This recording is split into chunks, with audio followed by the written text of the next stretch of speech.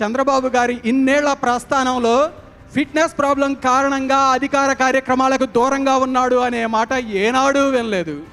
మనకి రోజుకి 18 గంటలు హుషారుగా పనిచేసే చంద్రబాబు నాయుడు గారే తెలుసు. అదే హుషారుతో నాడు హైదరాబాద్ సికింద్రాబాద్కు ధీటుగా సైబరాబాద్ కట్టాడు, గోదావరి కృష్ణను కలిపి పట్టిసీమ కట్టాడు, నేడు విజయవాడ గుంటూరుని కలుపుతా అమరావతిని తీర్చిదిద్దుతున్నాడు, గోదావరి పెన్నాని కలుపుతా బనకచెర్ల అంటున్నారు. శ్రమకు దాసుడైన వాళ్ళు విజయానికి యజమాని అవుతాడు అనే దానికి చంద్రబాబు నాయుడు గారి జీవన పయనమే ప్రత్యక్ష ఉదాహరణ. ఆయన సూచించిన వాళ్ళు రాష్ట్రపతి, ఆయన మద్దతు ఇచ్చిన వాళ్ళు ప్రధానమంత్రి, ఆయన దగ్గర శిష్యర్కం చేసిన వాళ్ళు పక్క రాష్ట్ర ముఖ్యమంత్రులు అయ్యారు.